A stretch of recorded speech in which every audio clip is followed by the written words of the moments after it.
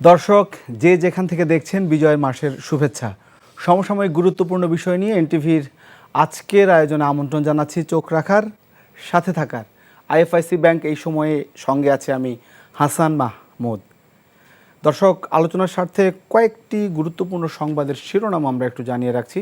চাঁদপুরে মালবাহী জাহাজের নাবিকসহ 7 জনের মৃত্যু কুপিয়ে হত্যা বললেও মোটিভ জানা নেই পুলিশের। শেখ হাসিনাকে ফেরাতে ভারতকে চিঠি দিয়েছে বাংলাদেশ, ঢাকার চিঠি গ্রহণ করেছে দিল্লি।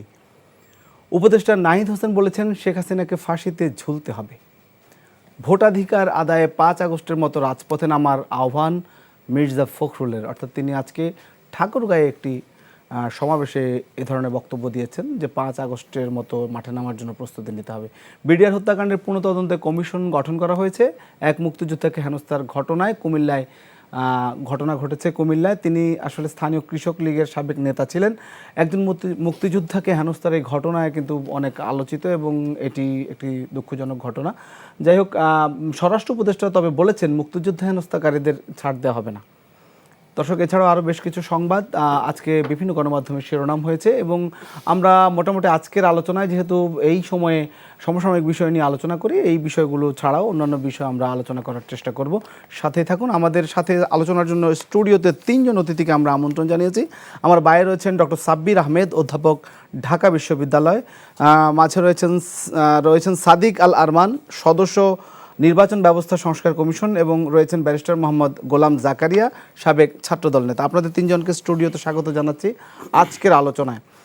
নিশ্চয়ই আপনারা এতক্ষণ শুনেছেন বেশ কিছু আলোচনা বা আজকের দিনের বেশ কিছু সংবাদের শিরোনাম শুনেছেন। আমি যদি আলোচনাটা শুরু করতে চাই, আপনার জনাব সাদিক আল আরমান, আপনাকে দিয়ে শুরু করছি। সেক্ষেত্রে আজকের আলোচনা যে নিউজগুলো আমরা দেখলাম,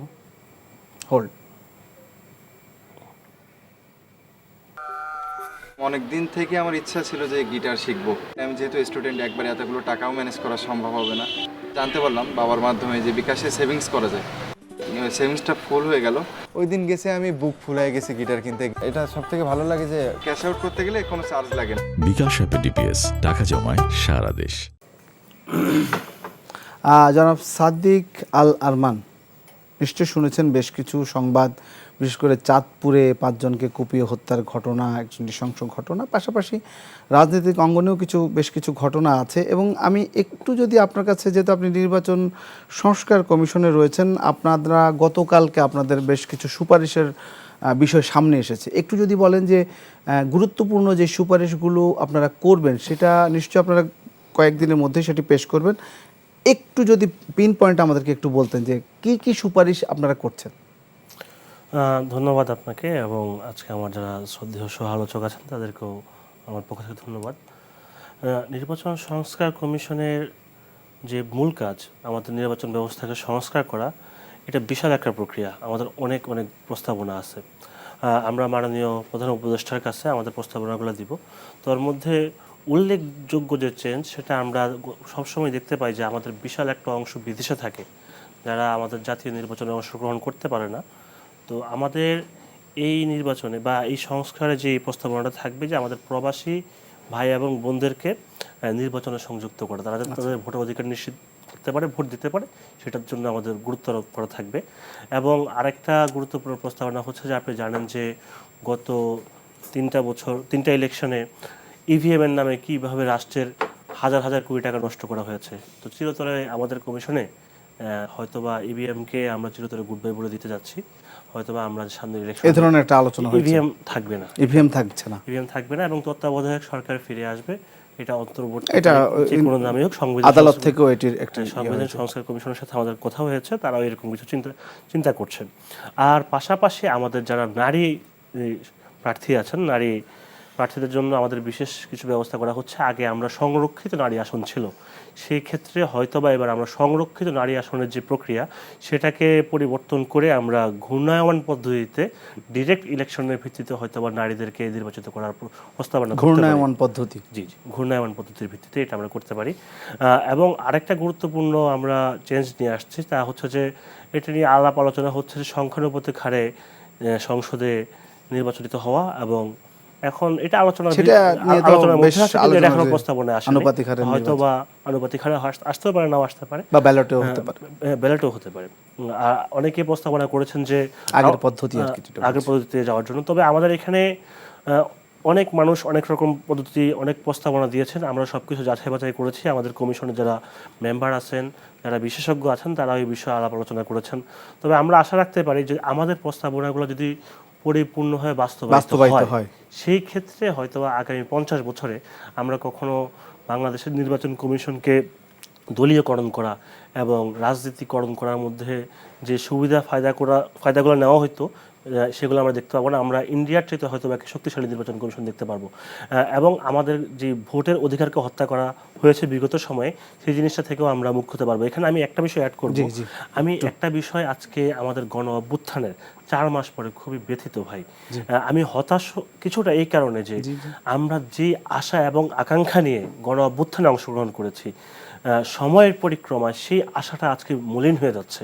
আমাদের আন্দোলনকারী শিক্ষার্থীদের ভিতরে একটা অংশ তারা ভুলে গিয়েছে যে আমরা কি চেতনা, কি উদ্দেশ্যে এই আন্দোলনে অংশগ্রহণ করেছি। কেউ নিজের ব্যক্তিগত সুবিধার জন্য নেতা হওয়ার জন্য দৌড়াচ্ছে, পলিটিক্যাল পার্টিসে যারা আছে তারা এমপি হওয়ার জন্য দৌড়াচ্ছে, আমলা যারা আছে তারা সবাই নিজের প্রমোশনের জন্য দৌড়াচ্ছে, কিন্তু তারা কোনোভাবেই মনে করতে পারছে না আমরা 2000 শহীদের লাশের উপর দাঁড়িয়ে আছি। এই যে মানুষগুলো জীবন দিয়েছে, আমরা যদি তাদের রক্তের সাথে বেইমানি করে নিজের স্বার্থের জন্য, নিজের দলের স্বার্থের জন্য, ব্যক্তি স্বার্থের জন্য তাদেরকে ভুলে যাই, আমার মনে হয় এই শহীদরা কোনোদিন আমাদেরকে ক্ষমা করবে না। আমরা এই সুযোগ 50 বছরে একবার পেয়েছি, যদি কোনোভাবে এই সুযোগকে আমরা হারিয়ে ফেলি, সেটা আমাদের ভুলে হোক, ছাত্রদের ভুলে হোক, আমাদের উপদেষ্টার ভুলে হোক, রাজনৈতিক দলের ভুলে হোক, এই ভুলের মাসুল কখনো শেষ করা যাবে না। সারা জীবন এই মাসুলটা দেওয়া। আমরা এই আলোচনা আসবো। আমরা একটু ব্যারিস্টার গোলাম জাকারিয়া, আপনার কাছে একটু জানতে চাই যে আপনি হয়তো শুনেছেন আজকে একটু অন্যরকম বক্তব্য দিয়েছেন বিএনপি মহাসচিব। খেয়াল করে দেখবেন যে 5 আগস্টের মতো রাস্তায় নামার বা ওই রকম একটা অধিকার আদায়ের আন্দোলনের প্রস্তুতি নেওয়ার জন্য তিনি আহ্বান জানিয়েছেন ঠাকুরগাঁও একটি জনসভা। আমার জানতে চাওয়া হচ্ছে আসলে এই সময়ের ভিতরে বিএনপির এই বক্তব্যের কি দেখতে পাচ্ছেন, যে আপনি কেন মনে হচ্ছে যে আরেকটা আন্দোলন করতে হতে পারে? হাসান মাহমুদ ভাই, আপনাকে ধন্যবাদ। আমার সহ আলোচকদ্বয় এবং আপনার দর্শক শ্রোতাদেরকে শুভেচ্ছা। বিএনপির মহাসচিব, বর্ষিয়ান রাজনীতিবিদ জনাব মির্জা ফখরুল ইসলাম আলমগীর যথার্থই বলেছেন। বিএনপি একটি গণতান্ত্রিক দল, বাংলাদেশের মানুষের গণতান্ত্রিক অধিকার আদায়ে সব সময় আন্দোলন করেছে। বর্তমান সময়ে এই গণতান্ত্রিক যে অধিকার, তা প্রতিষ্ঠিত হতে পারে একমাত্র ভোটের মাধ্যমে। বিগত সরকার ফ্যাসিজম প্রতিষ্ঠা করতে পেরেছিল, মানুষের ভোটাধিকার ছিল না বিধায় মানুষের ভোটাধিকার কেড়ে নিয়েছিল। তাই বিএনপি পূর্বেও ভোটের অধিকারের জন্য আন্দোলন করেছে, এখনও করছে এবং আগামীতেও বাংলাদেশের মানুষের ভোটাধিকারের জন্য আন্দোলন করবে। আপনি যদি গত 5ই আগস্টের গণ অভ্যুত্থান দেখেন, এই গণ অভ্যুত্থানটার ব্যাকগ্রাউন্ডে কী আছে? ব্যাকগ্রাউন্ডে ছিল মানুষের গণতান্ত্রিক অধিকার, ভোটাধিকার প্রয়োগের যে আন্দোলন। পরবর্তীতে সেই ভোটাধিকার প্রয়োগের যে আন্দোলন, সেটাকে যখন সরকার দমন করে লাশের মিছিল উপহার দিয়েছে, তখন সেটা এক দফায় পরিণত হয়েছে। এখনও বিএনপি চায় এই গণতান্ত্রিক অধিকার প্রতিষ্ঠিত জন্য যে প্রক্রিয়া, সেই ভোটাধিকারের জন্য যে কোনো আন্দোলন মানুষের জন্য, দেশের জন্য, গণতন্ত্রের জন্য, সেটা আমি এইখানে আপনাকে একটা প্রশ্ন, সেটি হচ্ছে যে আসলে বিএনপি তো এই সরকারকে সময় দিয়েছে, সেই ক্ষেত্রে আজকের বক্তব্যটা কি একটু অন্যরকম মনে হচ্ছে না আপনার? বিএনপি সুনির্দিষ্টভাবে বলে নাই যে এই সরকার কতদিন সময় নেবে। বিএনপি সব সময় তাগাদা দিয়েছে যে যত দ্রুত রোডম্যাপ চেয়েছে, সব সময় রোডম্যাপ চেয়েছে। ইতিমধ্যে একটা রোডম্যাপ এসেছে, যেই রোডম্যাপে ইতিমধ্যেই বিএনপির তরফ থেকে বলা হয়েছে যে সুনির্দিষ্টভাবে বলা হয় নাই, কিন্তু একটা রূপরেখা পাওয়া গেছে। না, একটা রূপরেখা।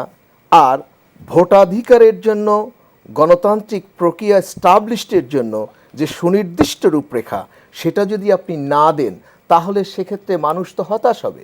এবং এই যে আমার সহ আলোচক সাদিক ভাই উনি বললেন যে উনি হতাশ, আসলে এখানে তো হতাশার কারণ আছে। কারণ আপনি যত অধিকার প্রতিষ্ঠিত করতে চাবেন, সকল অধিকার প্রতিষ্ঠিত হতে পারে শুধুমাত্র ভোটের অধিকার প্রতিষ্ঠার মাধ্যমে। এবং বর্তমান সরকার সেই যে ভোটাধিকার, সেই ব্যাপারে তারা সুনির্দিষ্ট রোডম্যাপ দিতে এখনও অসমর্থ হয়েছে।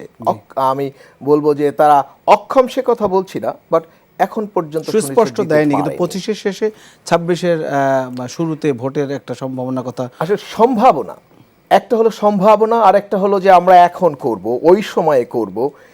আপনি যদি 5ই আগস্টের পর থেকে তার দেখেন, আগে তো কিছু সংস্কার রয়েছে। আপনি সংস্কার একটি দীর্ঘমেয়াদী প্রক্রিয়া। সংস্কারের নাম করে আপনি কি বলে যে অনির্ধারিত সময় একটু অনির্বাচিত একটি সরকার বাংলাদেশে আসলে চলতে পারে না।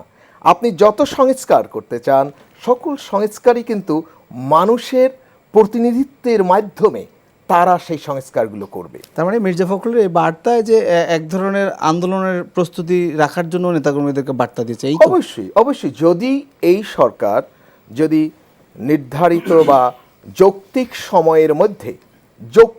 সময়ের মধ্যে মানুষের ভোটাধিকার প্রয়োগের সুবিধা দিতে ব্যর্থ হয়, সেক্ষেত্রে বিএনপি একটি গণতান্ত্রিক দল হিসেবে মানুষের অধিকার আদায়ের আন্দোলনে অবশ্যই তারা আবার আপনার বক্তব্য স্পষ্ট। আমি অধ্যাপক সাব্বির আহমেদ, আপনার কাছে এই বিষয়ে একটু জানতে চাই যে যেই সরকারের সাথে এক ধরনের সরকারকে সময় দিয়েছে বিএনপি, সেই বিএনপি মোটামুটি 5 মাসের মাথায় এসে আরেকটি তার মহাসচিব আরও একটি নতুন আন্দোলন, অর্থাৎ 5ই আগস্টের মতো গণতন্ত্র পুনরুদ্ধারের জন্য, ভোটাধিকার পুনরুদ্ধারের জন্য একটা আন্দোলনের মোটামুটি এক ধরনের বার্তা কিন্তু দিয়েছেন তার একটা বক্তব্যে। কিভাবে দেখছেন, সরকারের সাথে কি দূরত্ব তৈরি হচ্ছে? না, আমার মনে হয় এটা কোনো দূরত্ব তৈরি হচ্ছে না, বরং আমি যেটা মানে বুঝতে পারি যে এটা হয়তো বা একটা কৌশল আর কি, রাজনৈতিক কৌশল। হ্যাঁ, রাজনৈতিক কৌশল হিসেবে সরকারকে একটা চাপের মধ্যে রাখা। কারণ ইতিমধ্যেই আমার মনে হয় যে একটা মানে নির্বাচনের রোড ম্যাপ আমার কাছে কিন্তু স্পষ্টই মনে হচ্ছে। কারণ এটা যে শুধুমাত্র আমাদের প্রধান উপদেষ্টাই বলেছেন তা নয়, তার অন্যান্য সদস্যদের কাছ থেকেও আমরা শুনেছি যে তারা একটা টেন্টেটিভ ডেট তারা বলছেন, সেটা হয়তো বা 25-এর শেষ বা 26-এর শুরু। আমার মনে হয় এই জায়গাটাই ঠিক থাকবে বলে আমার ধারণা। ধন্যবাদ আপনাকে। তবে তার আগে যে প্রশ্নটা আপনি করেছেন, যেটা ব্যারিস্টার জাকারিয়াও বললেন আর কি, হ্যাঁ এটা ঠিক যে সংস্কারগুলো এটা ধারাবাহিক প্রক্রিয়া, এটা সংস্কার একটা দীর্ঘ প্রক্রিয়া, এটা বিএনপি বলছে অনেকদিন থেকে। কিছু জায়গায় আপনাকে দেখাতে হবে। কিন্তু সাদিক আল আরমানরা তো কিছু সংস্কার করে অন্তত একটা নির্বাচনের ব্যবস্থা, হ্যাঁ হ্যাঁ হ্যাঁ, সেটা নির্বাচনও হতে পারে বা অন্য কিছু হতে পারে আর কি। মানে কিছু আউটকাম তো আপনার দেখাতে হবে, তা না হলে আপনি একটা এত বড় পরিবর্তন হলো, পরিবর্তনে এতগুলো লোক মারা গেল, এখন আপনি সরাসরি যদি নির্বাচনে চলে যান তো সেটা ভালো দেখায় না আর কি, আমার মতে আর কি। এটা আমার ব্যক্তিগত মত, যে এতগুলো মানুষ প্রাণ দিয়েছে একটা পরিবর্তনে, সেটার পরে আপনি সরাসরি নির্বাচনে তাদের বিচারেরও তো একটা, হ্যাঁ বিচারেরও একটা বিষয় আছে। হ্যাঁ, আমরা ইতিমধ্যে আপনি যেটা বললেন যে প্রধানমন্ত্রীকে আনার জন্য ভারতের কাছে একটা চিঠি দিয়েছে, সুতরাং আমার কাছে মনে হয় যে এটা একটা নৈতিক জায়গা থেকে জিনিসটা ভালো দেখায় না। সরাসরি আপনি নির্বাচনে চলে গেলেন, তাহলে বোঝা যাবে যে এই পরিবর্তনটা কি শুধু নির্বাচন হওয়ার জন্যই হয়েছিল, এরকম একটা সেন্স কিন্তু, মেসেজ কিন্তু জনগণের কাছে যেতে পারে আর কি, এবং যাচ্ছেও তাই। আসলে কি ধরনের বক্তব্য যাচ্ছে বলছে, যেমন ধরুন যে মানে রাজনৈতিক দলগুলো এত স্থির কেন এখনই ক্ষমতায় যাওয়ার, এইসব আলোচনা নির্বাচনের মাধ্যমে ক্ষমতায় যাওয়ার জন্য বলছে। এই অস্থিরতা কেন? নির্বাচন তো জরুরি একটা গণতান্ত্রিক দেশের জন্য, তো নির্বাচন তো হতেই হবে, নির্বাচন হবেও তাই আর কি। সেই টাইম ফ্রেমটাই তারা চেয়েছেন। হ্যাঁ, সেই টাইম ফ্রেমটা তো একটা কথা হচ্ছে, কিন্তু এখনই সেই নির্বাচনটা সম্পর্কে একেবারে ডেফিনিট বক্তব্য তো তারা দিতে পারে না। কিছু একটা আউটকাম তো তারা দেখাতে হবে পাবলিকের সামনে, যে আমরা এই কাজগুলো করেছি আর কি। একদম সরাসরি তারা নির্বাচনে চলে যাবে কিন্তু একটা পরিবেশেরও প্রয়োজন আছে মনে হ্যাঁ, করেন তা তো নির্বাচন। বটে, এবং সেটার জন্যই তো কাজ করছে যে সাদিক আরমানরা আর কি। হ্যাঁ, সেটা তো হবে, সেটা সময় আছে। আমরা আশাবাদী ভালো একটা পরিবেশ তৈরি হবে, ভালো পরিবেশে আগামী নির্বাচনটা হবে আর কি। ধন্যবাদ জনাব ব্যারিস্টার গোলাম জাকারিয়া, আপনার কাছে একটু যেতে চাই। নিশ্চয়ই একটি সংবাদ আপনার চোখে পড়েছে বা জেনেছেন, সেটি হচ্ছে যে সাবেক প্রধানমন্ত্রী শেখ হাসিনাকে দেশে ফিরিয়ে আনার জন্য একটি বার্তা দেওয়া হয়েছে দিল্লিকে, এবং দিল্লিতে সেটি গৃহীত হয়েছে। সে বার্তাটি শেখ হাসিনাকে দেশে আনার বিষয়ে দীর্ঘদিন থেকে বলে আসছে, বিশেষ করে বৈষম্য বিরোধী ছাত্র, জাতীয় নাগরিক কমিটি এবং বিএনপি সহ অন্য রাজনৈতিক দলগুলো নানা সময় সভা সমাবেশে বলেছে যে ফিরিয়ে এনে বিচারের মুখোমুখি করা। এখন সরকারের পক্ষ থেকে তো একটি উদ্যোগ নেওয়া হলো, আসলে সেই তাকে ফিরিয়ে আনাটা কতটা সহজ হবে বা কতটা জটিল হবে, যেহেতু আপনি একজন আইনজীবীও বটে? আপনাকে ধন্যবাদ। বর্তমানে সরকার যে উদ্যোগটি গ্রহণ করেছে, এটা অবশ্যই সরকার সাধুবাদ পাওয়ার দাবি রাখে, এবং আমি সরকারকে এজন্য ধন্যবাদ জানাতে চাই। ভারত এবং বাংলাদেশের মধ্যে একটি এক্সট্রাডিশন ট্রিটি আছে, যেই ট্রিটিটি 2013-তে হয় এবং পরবর্তীতে সেটা 2016-তে আবার অ্যামেন্ডেড হয়। সো এখন এই ট্রিটির আন্ডারে দুই রাষ্ট্রের মধ্যে যদি পারস্পরিক সহযোগিতার সম্পর্কটা বজায় থাকে, তাহলে সেক্ষেত্রে আনা খুব সহজ। আপনার অবশ্যই মনে আছে শেখ মুজিব হত্যা মামলার ফাঁসির দণ্ডপ্রাপ্ত আসামি সুবেদার হাবিলদার মুসলিম উদ্দিন, তাকে নিয়ে আসা হয়েছিল। অ্যাট দ্য সেম টাইম আপনার উলফা নেতা অনুপ চেটিয়ার কথা মনে আছে, ওনাকেও ফেরত দেওয়া হয়েছিল, বন্দি বিনিময়ের মাধ্যমে দেওয়া হয়েছিল। সো এছাড়া আরও কিছু আসামিদেরকে এভাবে ফেরত দেওয়া হয়েছে দুই দেশের স্বরাষ্ট্র মন্ত্রণালয়ের পারস্পরিক যোগাযোগের মাধ্যমে। কিন্তু এখন ইন্ডিয়াকে এই সিদ্ধান্তটা নিতে হবে যে ইন্ডিয়া বাংলাদেশকে এই মানবতা বিরোধী অপরাধে যে অভিযুক্ত ফ্যাসিস্ট অভিযুক্ত শেখ হাসিনা, তাকে ফেরত দেবে না শেখ হাসিনার সাথে ইন্ডিয়ার যে সম্পর্ক সেটাকে প্রায়োরিটি দিবে। তো এই ক্ষেত্রে যে আমাদের এক্সট্রাডিশন ট্রিটি আছে, এই ট্রিটিতে দুইটা জায়গায় একটু আমার মনে হয় ইন্ডিয়া ব্যারিয়ার হিসাবে তারা নিয়ে আসতে পারে দুইটা আর্টিকেলকে। একটা হলো আর্টিকেল 6। আর্টিকেল 6-এ এক্সট্রাডিশন ট্রিটিতে যে কথা বলা আছে যে যদি আমি আপনাকে বলতে পলিটিক্যাল ন্যাচারের অভিযোগ থাকে, তাহলে সেটা তারা ডিনাই করতে পারে। আচ্ছা। আর 8-এ বলা আছে, আর্টিকেল 8-এ, যে তাদের যে মোটিভ, যে অভিযোগের যে প্রকার, এটার বিষয়ে আমি আপনাকে আর্টিকেল 8টা আমি আপনাকে পড়ে শোনাতে পারি যে যদি গুড ফেইথ, যদি এটা acquisition is not made in good faith in the interest of justice, এই ক্ষেত্রেও যদি হয় তাহলেও তারা ডিনাই করতে পারে। তো এখন ইন্ডিয়া এই দুইটা ব্যাপারকে তারা কিভাবে ডিল করবে, বাংলাদেশের সাথে তাদের পারস্পরিক যে সম্পর্ককে তারা কিভাবে মূল্যায়ন করবে, বিকজ আগামী দিনে ভারত এবং বাংলাদেশের সম্পর্ক মূল্যায়নের ক্ষেত্রে শেখ হাসিনাকে ফেরত এনে ট্রায়ালের মুখোমুখি করাটা অত্যন্ত গুরুত্বপূর্ণ। আমার মনে হয় এটা সম্পর্ক নির্ধারণের ক্ষেত্রে ভূমিকা রাখবে। আবার তার পাশাপাশি আমরা তাদের প্রতি ইন্টারন্যাশনালি যে চাপ আছে সেগুলো বৃদ্ধি করতে পারি, আমরা ইন্টারন্যাশনাল কোর্ট অফ জাস্টিস যেটা, সেখানে যেতে পারি। এবং আরেকটি বিষয় আছে আন্তর্জাতিক কূটনৈতিক চাপ বৃদ্ধি করতে হবে বাংলাদেশকে, সেখানে আমরা করতে পারি। সরকার নিশ্চয়ই সে ব্যাপারে পদক্ষেপ নেবে। যেই প্রথম প্রক্রিয়াটা সরকার সেটা সম্পন্ন করেছে, যে আসামির বিরুদ্ধে ওয়ারেন্ট ইস্যু হয়েছে এবং তারা সরকারের কাছে হস্তান্তরের জন্য বলেছে যে আসামিকে আমাদের কাছে ফেরত দাও, তাকে বিচারের আওতায় আমরা আনবো এবং তাকে ট্রায়াল ফেস করতে হবে। এটা একটি ভালো উদ্যোগ। এবং যদি সেটা না করে, এটা government to government, government to government, এরপর যদি সেটা না করে আমরা ইন্টারন্যাশনাল কোর্ট অফ জাস্টিসে যেতে পারি। যেতে গেলে তখন এ বিষয় নিয়ে মানে ব্যাপক শুনানি হবে। হওয়ার পরে ইন্টারন্যাশনাল কোর্ট অফ জাস্টিস ইন্ডিয়াকে বলতে পারে যে হ্যাঁ তাকে ফেরত দেওয়ার জন্য। কিন্তু আবার তার পাশাপাশি যে রেফিউজির একটা ব্যাপার আছে, আমি এখনও নিশ্চিত নই, বিকজ সুনির্দিষ্টভাবে এখনও আমি জানি না যে তিনি ওখানে অ্যাসাইলাম সিক করেছেন কিনা। যদি অ্যাসাইলাম সিক করে সেক্ষেত্রে আবার রাজনৈতিক আশ্রয়, সেক্ষেত্রে আবার আন্তর্জাতিক আইন অনুযায়ী নির্ধারিত হবে তার ফিউচারটা কিভাবে ওখানে নির্ধারিত হবে। তবে এক্ষেত্রে আমি আপনাকে অনুপ চেটিয়ার কথাটা স্মরণ করিয়ে দিতে পারি। অনুপ চেটিয়া 3 বার অ্যাসাইলাম সিক করেছিলেন বাংলাদেশে। 3 বার অ্যাসাইলাম সিক করার পরও পরবর্তীতে কিন্তু শেষ দিকে অনুপ চেটিয়ার সেই অ্যাসাইলাম আবার প্রত্যাহার করেছে সে। এখন কিভাবে প্রত্যাহার করেছে সেটা কিন্তু যথেষ্ট বিশ্লেষণের দাবি রাখে এবং পরবর্তীতে তাকে কিন্তু হস্তান্তর করা হয়েছিল।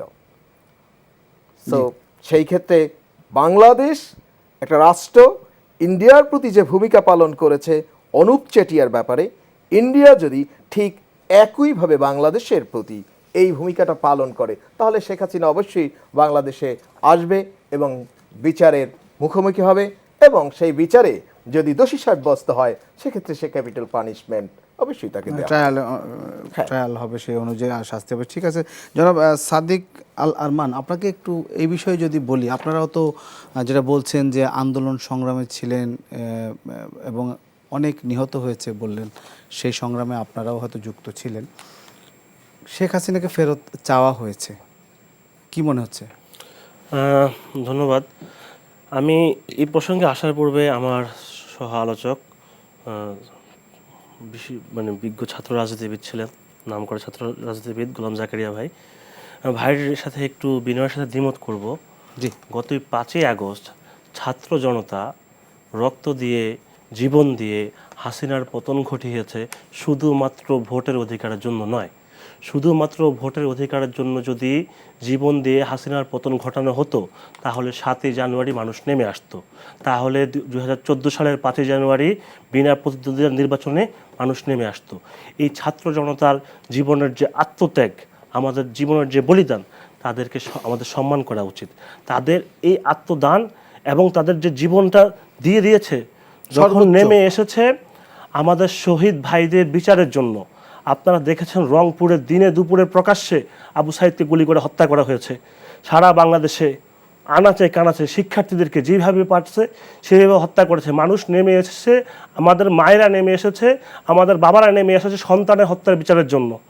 আমাদেরকে গত 17 বছর তারা ধ্বংস করে ফেলেছে, আমাদের প্রত্যেকটা সিস্টেমকে তারা ধ্বংস করেছে, আমাদের ব্যুরোক্রেসি ধ্বংস করে ফেলেছে, নির্বাচন সিস্টেম ধ্বংস হয়ে গেছে। কোন সিস্টেমটা ঠিক আছে? এই যে শুধু জনাব মির্জা ফখরুল ইসলাম আলমগীর, উনি বাংলাদেশের সবচেয়ে গুরুত্বপূর্ণ রাজনীতিবিদদের ভিতরে একজন। ওনার প্রতি আমার অগাধ শ্রদ্ধা, ওনারা অনেক যোগ্যতা, আমরা ওনাদের তুলনায় খুবই ছোট, আমরা মাত্র শিশু তাদের তুলনায়, কিন্তু তার প্রতি আমি বিনয়ের সাথে দ্বিমত করছি। শুধু ওনার যে স্ট্যান্ড, ওনার যে অবদান, মানুষ এই বিষয়গুলো ভালোভাবে নেবে না।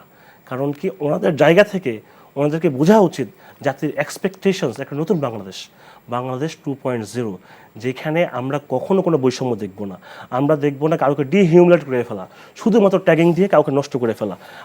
অমুক অমুক দল করে বলে আমি তাকে কোনো চাকরিতে নিয়োগ দিব না, কোথাও স্পেস দিব না, কোথাও একসাথে বিয়ে খাইতে যাব না, এরকম কালচার আমরা কখনো চাই না। আমরা এই রক্তর পরবর্তী, জীবন দেওয়ার পরবর্তী সময় নতুন বাংলাদেশে সংস্কারের চেষ্টা চলছে। এখন 5ই জানুয়ারির মতো উনি কাকে সরাবেন? এবং আমি ওনার সাথে আরেকটা বিষয়, 5ই আগস্টের মতো কাকে সরাবেন? এখানে কি হাসিনা আছে? ইভেন উনি বললেন যে গণতন্ত্র পুনরুদ্ধারের জন্য বা নির্বাচনের জন্য, মানুষের অধিকার, ভোটাধিকারের জন্য একটা আন্দোলন করবেন। আমার সহ আলোচকের আরেকটা বিষয় আমি দ্বিমত পোষণ করছি, তা হচ্ছে উনি বলেছেন যে জনগণের প্রতিনিধিত্ব বা নির্বাচিত সরকার এই মুহূর্তে নাই। কিন্তু আপনাকে বুঝতে হবে এটা কিন্তু তত্ত্বাবধায়ক সরকার না, এটা অন্তর্বর্তীকালীন সরকার, এবং বিশেষ পরিস্থিতিতে এই সরকার গঠিত হয়েছে। এবং জনগণ, ইভেন বিএনপি পর্যন্ত সেখানে ছিল, জামাত ছিল, বাংলাদেশের প্রত্যেকটা শ্রেণী ছিল। তাহলে অবশ্যই জনগণের আস্থা আছে বলেই ডক্টর ইউনূস সরকার বা ডক্টর ইউনূস স্যারের এগেইনস্টে এখন পর্যন্ত মানুষ আস্থায় নেই। তো এইভাবে আমাদের মনে হয় যে এখন পর্যন্ত জনগণ ডক্টর ইউনূসের উপর আস্থা রাখছে। আপনি বলছেন আর একটু সময় দেওয়া দরকার, তাই তো? যদি আপনি 17 দ্বিমতটা কি? বছরের যে জঞ্জাল, এই জঞ্জালটা আপনি যদি এখন ক্লিন করতে চান, আপনার অবশ্যই একটু সময় লাগবে। আমি সচিবালয়ে যখন গিয়েছি, আমি নির্বাচন সংস্কার কমিশনে কাজ করছি, যেখানে গিয়েছি যারা প্রত্যেকটা জায়গায় দলীয়করণ করা হয়ে গিয়েছে। এই মুহূর্তে যদি আমরা ইলেকশনটা করি, পরবর্তীতে যারা এখন শুধুমাত্র দলীয় কোটা নিয়োগপ্রাপ্ত হয়েছে, এদেরকে যদি আমরা চিহ্নিত করতে না পারি, আইডেন্টিফাই করতে না পারি, এটা কি বিএনপির জন্য ভালো হবে? পরবর্তীতে যে আসবে তার জন্য ভালো হবে? ফ্যাসিস্টের দোষ তো থেকে গেল, তা ফ্যাসিস্টের দোষ থেকে যে ফ্যাসিস্টকে পুনরায় প্রতিষ্ঠিত করবে না, এটা নিশ্চয়তা কে দিবে? এবং শুধুমাত্র একটা সরকারকে হটিয়ে আরেকটা সরকারকে প্রতিষ্ঠা করা, তাদেরকে ক্ষমতা দিয়ে দেওয়ার জন্য এই আন্দোলন করা হয়নি। এই আন্দোলন করা হয়েছে বাংলাদেশি জাতির নতুন করে মুক্তির জন্য, এবং আমাদের ভাইদের রক্ত দেওয়ার কারণ ছিল নতুন বাংলাদেশ। আমরা নতুন বাংলাদেশের অপেক্ষায় আছি। আপনারা জানেন যে বিগত সময়ে, আমি প্রাইভেট ইউনিভার্সিটি থেকে বিলং করি, প্রাইভেট ইউনিভার্সিটির অনেক শিক্ষার্থীকে, আমাদের ইস্ট ইউনিভার্সিটির শিহান ভাইকে এবং AIBর আরেকজন শিক্ষার্থী ভাই সীমান্ত ভাই, অনেককে গুপ্ত হত্যা করা হয়েছে। আর ঢাকা ইউনিভার্সিটির খালেদ আজকে 3 দিন যাবত নিখোঁজ। শিক্ষার্থী যারা আন্দোলন করেছে, এদের বিষয়ে আমাদের যারা রাজনৈতিক দল, তাদের কাছে আমরা একটু নিরাপত্তা চাই। আপনারা একটু আমাদের পক্ষে ভয়েস রেজ করুন। আমরা আপনাদের সন্তান তুল্য, আমরা নেমে এসেছি জাতির প্রয়োজনে। যদি আপনারা যদি আমাদেরকে নিরাপত্তা না দেন, আপনারা যদি সরকারকে উৎসাহিত না করেন, এখনো অনিরাপদ? অবশ্যই আমাদের 7 জন ভাইকে বর্বর হত্যা করা হয়েছে, গুপ্ত হত্যা। আমরা কি নিরাপত্তাহীনতায় ভুগছি না? আমরা যারা আন্দোলনকারী শিক্ষার্থী, আমরা এই মুহূর্তে অবশ্যই আমাদের জীবনের নিরাপত্তা চাইতে যারা সাধারণ শিক্ষার্থী যারা আছে, তাদের নিরাপত্তা নিয়ে আমরা বেশি চিন্তিত। কারণ যেভাবে নিরীহ মানুষদেরকে গুপ্ত হত্যা করা হচ্ছে, আমি ভবিষ্যৎ বাংলাদেশে চিন্তা করতে পারছি না যে অদূর ভবিষ্যতে কার কখন কোন দিক দিয়ে মৃত্যু হয়ে যাচ্ছে। সেক্ষেত্রে এখানে যদি একটু বলি, রাষ্ট্রেরই তো নিরাপত্তা দেওয়ার দায়িত্ব, সেক্ষেত্রে আপনারা আমি অবশ্যই রাষ্ট্রের একটা ব্যর্থতা স্বীকার করবো। আমরা আমাদের প্রতিনিধি দল স্বরাষ্ট্র উপদেষ্টার সাথে দেখা করেছেন, তিনি বলেছেন যে আমাদেরকে নিরাপত্তার ব্যবস্থা তিনি করবেন। যদি আমাদের নিরাপত্তা তিনি দিতে না পারেন, যে ছাত্র তাদেরকে ক্ষমতায় বসিয়েছে, সেই ছাত্ররা সবাই তাদেরকে বয়কট করবে। কারণ যাদের উসিলা তারা আজকে ক্ষমতায়, যদি তাদেরকে তারা নিরাপত্তা দিতে না পারে, তাদেরকে ক্ষমতায় কে বসতে বলছে? তার দেশ চালানোর জন্য অযোগ্য হিসেবে বিবেচিত হবে। আমরা 48 ঘন্টা সময় দিয়েছি সম্মিলিত বেসরকারি বিশ্ববিদ্যালয় থেকে আমাদের ভাই এবং বোনদের নিরাপত্তা নিশ্চিত করার জন্য সারা বাংলাদেশে আন্দোলনকারী শিক্ষার্থীদেরকে পাবলিক, প্রাইভেট, 7 কলেজ সব কিছুকে আমাদেরকে নিরাপত্তার আওতায় নিয়ে আসতে হবে। এটাই আমাদের দাবি। অনেক লাশ পানিতে ভাসতে আমরা দেখেছি, এটা কিন্তু আতঙ্কের বিষয়, এবং সেই ক্ষেত্রে আমি অবশ্যই সরকারকে এটা ব্যর্থতা আজকে আরেকটা ঘটনা আপনি হয়তো দেখবেন যে নাবিক সহ, যদিও বলা হচ্ছে যে ব্যক্তিগত সম্পর্কের কারণে প্রায় 7 জনের মৃত্যু হয়েছে জাহাজের নাবিক সহ। এটা আসলে আমার মনে হয় যে যারা ফ্যাসিস্টের দোষর, এটার সাথে এটার কোনো এখন সংযোগ নেই, কিন্তু এই যে এইভাবে হত্যাকাণ্ড হচ্ছে, এটা কিন্তু মব না। মব হইলে তো আমি বলতে পারতাম যে আমাদের আইন শৃঙ্খলা রক্ষাকারী বাহিনী সম্পূর্ণ চুপ হয়ে আছে। কিন্তু গুপ্ত হত্যা নিশ্চিত করার জন্য সরকারের বিশেষ উদ্যোগ গ্রহণ করতে হবে। এটা তো বোঝা যাচ্ছে যে পরিকল্পনা মাফিক দেশটাকে অশান্ত করা, এবং যাদের হাতে বিপ্লবটা হয়েছে, গণ অভ্যুত্থানটা হয়েছে, তাদেরকে ভয় দেখানো যে তোমরা আর মাঠে নেমো না। তো সেই ক্ষেত্রে আমি আমার শ্রদ্ধেয় বড় ভাই জাকারিয়া ভাইকে অনুরোধ করব যে আপনারা আমাদের প্রতি একটু সদয় হন, আমাদের নিরাপত্তার ব্যাপারে একটু ভয়েস রেজ করুন। যেভাবে আপনারা ইলেকশনের জন্য ভয়েস রেজ করছেন, রাষ্ট্র সংস্কারটার প্রয়োজন আছে। যদি রাষ্ট্রটা সংস্কার করতে না পারি ভাই, আমাদের রক্তগুলো বৃথা হয়ে যাবে।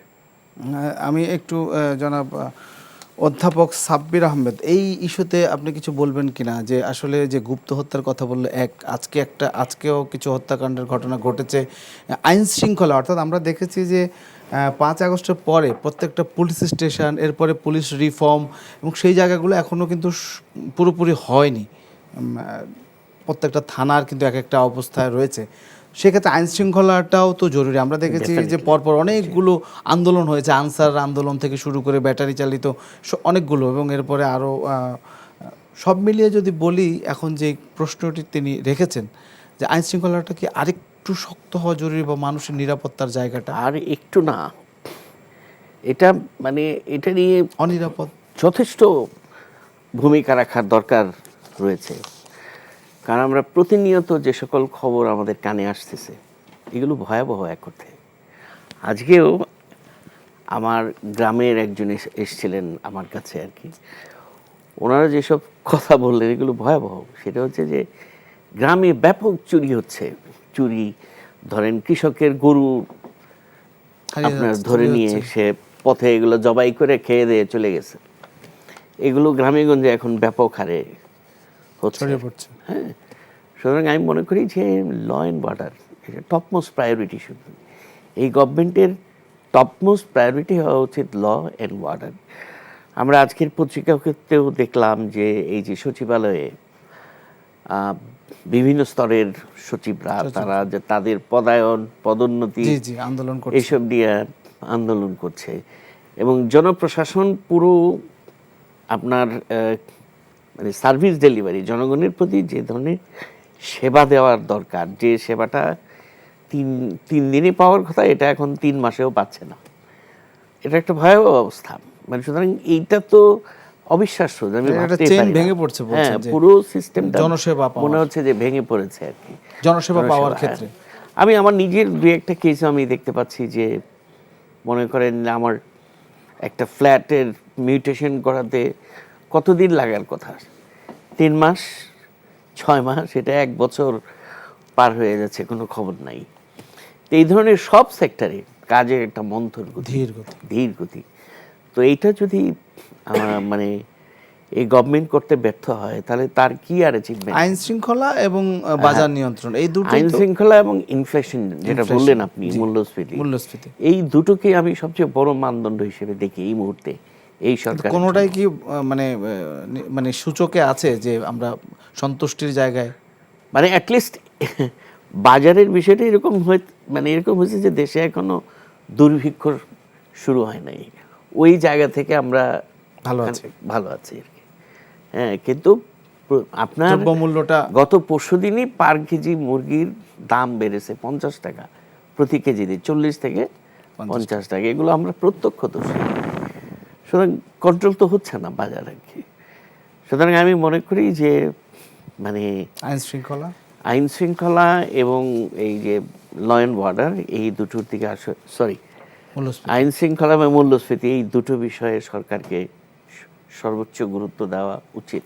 আরেকটা বিষয় আপনার একটু দৃষ্টি আকর্ষণ করি, আপনি নিশ্চয়ই জেনেছেন, জি, কুমিল্লায় এটার সাথেই যদি যুক্ত করি, কুমিল্লায় একজন মুক্তিযোদ্ধাকে একটি লজ্জাজনক একটা ঘটনা ঘটেছে, যেটা আসলেই কারো কাম্য নয়, দুঃখজনক। জি, সেই বিষয়টি যদি কুমিল্লা 14 গ্রামের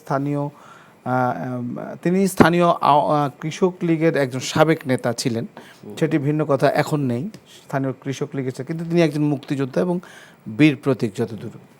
তো তাকে যেভাবে করা হয়েছে এইটাও কি মানে এইটাকে কিভাবে দেখছেন? এটাও কি আইন শৃঙ্খলার সাথে কোনোভাবে কানেক্ট করেন কিনা বা যুক্ত করা যায় কিনা? আইন শৃঙ্খলার সাথেই, যদিও উপদেষ্টা বলেছেন যে হ্যাঁ ব্যবস্থা নেবেন অবশ্যই, কিন্তু মুক্তিযোদ্ধাদের এভাবে আমি এটার খুবই নিন্দা করি এবং আমি এটার সাথে কোনোভাবেই এই ধরনের মানে হীন কাজ কোনোভাবেই সমর্থনযোগ্য নয়। যে একজন এইজেড মুক্তিযোদ্ধা, আপনি তার গলায় জুতার মালা পরায়া সারা গ্রামের সামনে তাকে দিয়ে মাফ চাওয়াচ্ছেন, এটা আমি কল্পনাই করতে পারি না, ভাবতেই পারি না যে তাও আবার জামাত ইসলামের মতো দলের লোকরা এটা নাকি করেছে আর কি, বহিষ্কার করা হয়েছে তাদের। হ্যাঁ, এবং আমি অবাক হয়ে গেছি যে এটা মানে ইসলামের নামধারী ব্যক্তিরা কিভাবে এই কাজ করতে পারে, যে আপনার জুতার মালা পরাই দিতে পারে একজন, সে যেই হোক, কিন্তু তাকে একটা বয়স্ক লোককে জুতার মালা পরিয়ে গ্রামবাসীর সামনে মাফ চাওয়ানো, এটা কি হতে পারে? আমার মনে হয় যে এটা অবশ্যই একটা বিচারিক প্রক্রিয়ার মধ্যে এটা আনা উচিত এবং আইন শৃঙ্খলা বাহিনী এক্ষেত্রে একটা গুরুত্বপূর্ণ ভূমিকা পালন করতে পারে। তাকে গ্রেফতার করা হোক, তাকে একটা শাস্তির আওতায়। জি, উপদেষ্টা সে ধরনের বক্তব্য দিয়েছেন। আমি একটু সাদিক আরমান আপনার কাছে একটু যেতে হচ্ছে যে আপনারা তো এই প্রজন্ম, আসলে মুক্তিযোদ্ধারা তো তাদের অবদান এদেশে আছে এবং আপনারা 24 করেছেন, একটা সময়ে আপনারাও এরকম বৃদ্ধ হবেন বা তখনকার সময়ে যদি অন্য কেউ আপনাদের প্রতি বিরূপ আচরণ করে সেটা কেমন হবে, এক। দ্বিতীয় কথা হচ্ছে মুক্তিযুদ্ধ বাংলাদেশে একটা স্বাধীন ভূখণ্ড দিয়েছে, একটি সার্বভৌমত্ব দিয়েছে, সেই মুক্তিযোদ্ধাদের দলীয় পরিচয় যাই হোক না কেন, কিন্তু এই ধরনের আচরণ কি আসলে শোভন বা যৌক্তিক? প্রথমত আমি বিষয়টা দেখেছি, যার বিরুদ্ধে ঘটনাটা ঘটানো হয়েছে, আমি কখনোই একজন মানুষ হিসাবে একজন সিনিয়র সিটিজেন যিনি 70 ঊর্ধ্ব তার এইরকম ডিহিউমিলেশন কামনা করি না। এবং যারা এই কাজ করেছে তারা জঘন্য কাজ করেছে।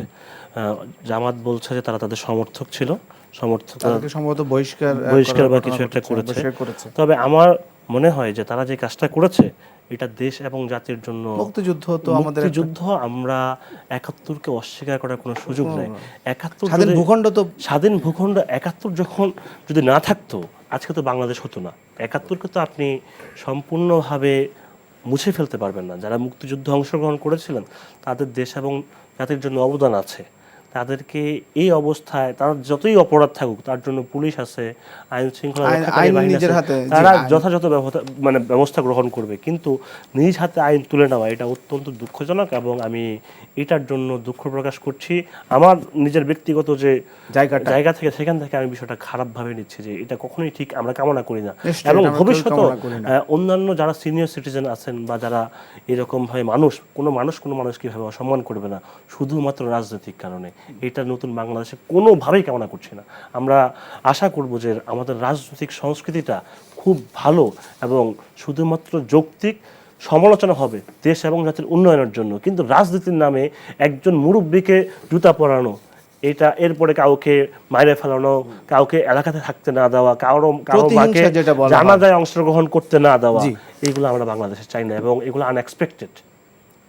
আমরা জনাব জাকারিয়া, আপনার কাছে একই জনাব ব্যারিস্টার জাকারিয়া, আমি যেটা বলতে চাই যে যখন আওয়ামী লীগ ক্ষমতায় ছিল আপনারা বিশেষ করে আপনাদের দল গুমের শিকার হয়েছে, খুনের হত্যার শিকার হয়েছে এবং এই ধরনের অপদস্থের শিকার হয়েছে। আমরা এরকম অনেককে দেখেছি আদালত প্রাঙ্গণে জামা ছেড়ে ফেলা হয়েছে বা অপদস্থ করা হয়েছে, মাহমুদুর রহমান বা আরও অনেকের ক্ষেত্রেও বলা যেতে পারে।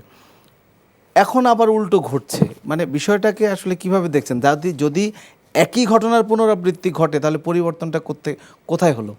হাসান মাহমুদ ভাই একজন বীর মুক্তিযোদ্ধার সন্তান হিসেবে জি, এবং বীর মুক্তিযোদ্ধার দল স্বাধীনতার ঘোষক শহীদ রাষ্ট্রপতি জিয়াউর রহমানের প্রতিষ্ঠিত বিএনপির একজন কর্মী হিসেবে আমি এহেন ন্যাক্কারজনক ঘটনার তীব্র নিন্দা ও প্রতিবাদ জানাচ্ছি।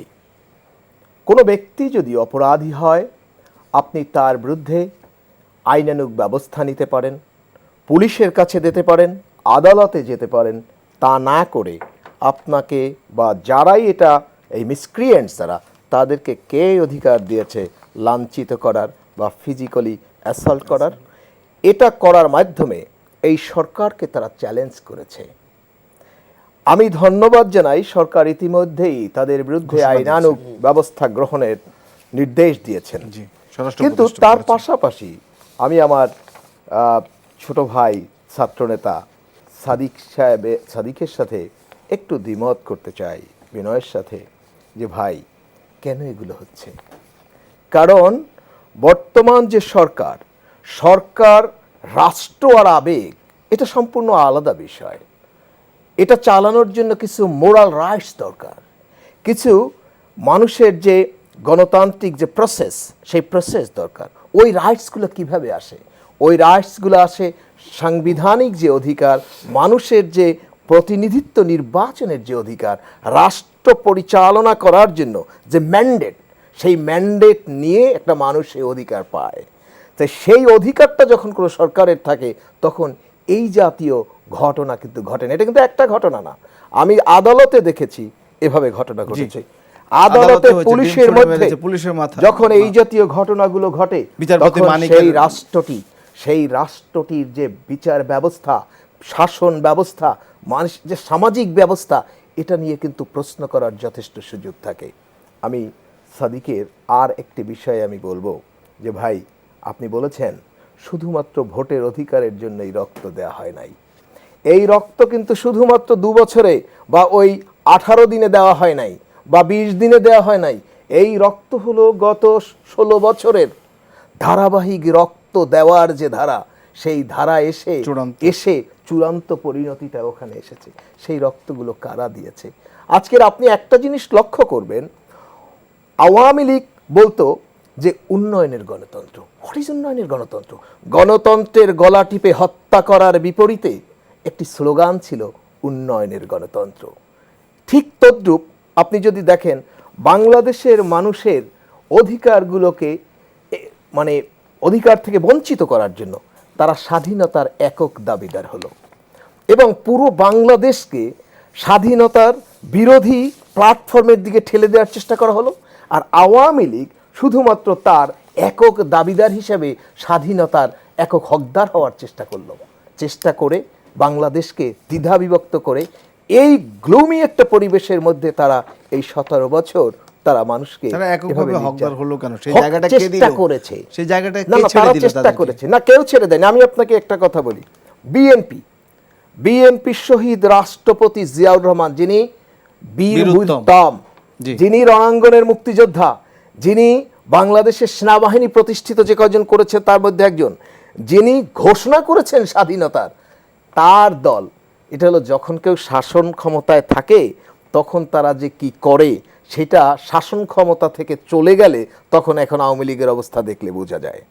তা এখন বলছে যে শুধুমাত্র ভোটের অধিকার নয়, কিন্তু কথা হলো যে আজকের যেই সরকার আছে এই সরকারকে আমরা সবাই সময় দিয়েছি, কিন্তু সেটা কিন্তু এই ভাষায় যদি আমাদের ছাত্র নেতারা বলেন যে শুধুমাত্র ভোটের অধিকারের জন্য নয়, তাহলে আমি ভাইয়া বলবো আওয়ামী লীগ যেভাবে স্বাধীনতাকে তাদের এককভাবে কুক্ষিগত করার চেষ্টা করেছে, আপনাদের দিকে মানুষ সেই অভিযোগ তোলার সুযোগ পাবে, আপনারা এই গণ আন্দোলনকে এককভাবে রাইটস পুঞ্জীভূত করার চেষ্টা কিন্তু যদি করছেন। সৈয়দ রেজওয়ানা হাসানের একটা বক্তব্য পড়ে যে 53 বছর তো রাজনীতিবিদরা ছিল, তেমন কিছু পরিবর্তন তো না না আসেনি। এই যে উনি এটা বলেছেন না না উনি যে উপদেষ্টা। কথাটা বলেছেন, উনি যে ব্যক্তিগতভাবে আমি ওনাকে, ওনার হাজবেন্ড একটা সময় কিডন্যাপ হয়েছিল, ছোট্ট করে, জি। হ্যাঁ হ্যাঁ কিন্তু হয়েছিলেন, কিন্তু এই 53 বছরে বাংলাদেশের অর্জনও যেমন আছে, বাংলাদেশের হ্যাঁ চলমান প্রক্রিয়ায় আপ অ্যান্ড ডাউন থাকবে, কিন্তু হঠাৎ করে এসে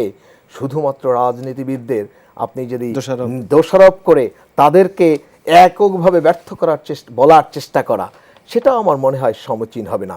আরেকটি আমার ছোট ভাই সাদিকের সাথে আমি বলবো, ভাই একটা কথা আপনি বলেছেন সম্পূর্ণ মুছে ফেলতে পারবেন না, এই কথাটা আমার কাছে কিন্তু বলবো যে একজন আগামী দিনের ভবিষ্যৎ নেতা হিসাবে অত্যন্ত সতর্ক করতে হবে। কার এত দুঃসাহস স্বাধীনতার ইতিহাস মুছে ফেলে? সম্পূর্ণ মুছে ফেলতে পারবেন না, এই কথা যদি কেউ বলে, রাষ্ট্র প্রতিষ্ঠিত হয়েছে স্বাধীনতার, আন্দোলন হয়েছে, আবার আন্দোলন হবে, 90-তে হয়েছে, আবার 2024-এ হয়েছে, আবার 10 বছর পরে কিন্তু আবার কোনো কঠিন আন্দোলন হবে। গণতন্ত্র হরণ হলে আন্দোলন হ্যাঁ, হবে, সেটাই তো। গণতন্ত্র এবং মির্জা ফখরুল শেষ ইসলাম করতে হবে। আলমগীর যে ভাই, কথা আমার একটা বলেছেন, বিষয় add করার এটা ছিল, 10 সেকেন্ড। ধারাবাহিকভাবে ভাই, মির্জা only 10 ফখরুল seconds, ভাই। ইসলাম আলমগীর যে একটু কথা শেষ করতে বলেছেন, হবে, শেষ করতে হবে। ধারাবাহিকভাবে জি। গণতন্ত্রের জন্য, মানুষের আন্দোলন অধিকারের চলবে। জন্য, ভোটাধিকারের জন্য সবসময় চলবে। আন্দোলন চলবে। বিএনপি দশ সেকেন্ড, আমি অবশ্যই বিগত রেজিমের সময় বিএনপি, জামাত এবং অন্যান্য সকল রাজনৈতিক দল যারা আন্দোলন করেছে, যাদের নেতাকর্মীরা দীর্ঘদিন জেল খেটেছে, হাজার হাজার মামলার অন্তর্ভুক্ত হয়েছে, তাদের প্রতি আমার অজস্র সালাম এবং শ্রদ্ধা, আমি তাদের অবদানকে স্বীকার করি। আমি স্বীকার করি আন্দোলনকালীন সময় বিএনপি এবং জামাত থেকে আমি অর্থ পেয়েছি, তারা আমাদেরকে খাবার দিয়েছে, আমাদেরকে মেডিকেল ইকুইপমেন্ট দিয়েছে, তাদের অবদানকে আমি স্বীকার করি। কিন্তু তাদের অবদানকে অস্বীকার করে আমি কখনো 71-এর মতো আওয়ামী লীগ যেভাবে শুধুমাত্র ক্লেম করছে আমি তার সম্পূর্ণ বিরোধিতা করি। আমি একটা ইনক্লুসিভ বাংলাদেশ চাই, সেখানে বিএনপি, জামাত এবং অন্যান্য যারা স্টেক হোল্ডার ছিল গত 17 বছর রেজিমে, তাদের সবার অন্তর্ভুক্তি থাকবে এবং যারা এই আন্দোলনের ফ্রন্ট লাইন আছে তাদের অন্তর্ভুক্তি থাকবে এবং তাদের অবদানের জন্য অবশ্যই আমার অন্তর থেকে তাদের জন্য স্বীকৃতি, সম্মান এবং ভালোবাসা এবং শিবিরের যেসব ভাইরা জীবন দিয়েছে তাদের জন্য আমার মনের থেকে দোয়া থাকবে যেন আল্লাহ সুবহানাহু ওয়া তাআলা তাদের এই ত্যাগকে দেশের উন্নতির জন্য কবুল করে। বুঝতে পেরেছি, আপনাদের তিনজনকে ধন্যবাদ যে ইনক্লুসিভ বাংলাদেশের কথা বলছেন। নিশ্চয়ই সবাই আমরা চাই একটি বাংলাদেশ যেখানে সবাই নিরাপদভাবে এবং সুখে দুঃখে থাকতে পারবেন। প্রিয় দর্শক, এই ছিল আজকের আইএফআইসি ব্যাংক নিবেদিত এই সময় অনুষ্ঠান। আয়োজনে আলোচনার সারবস্তু ছিল এটুকুই। আলোচনা থেকে প্রাপ্ত কিছু ভালো হোক, যুক্ত খোলা থাকুক সত্যের চোখ। শুভরাত্রি, ভালো থাকবেন সবাই।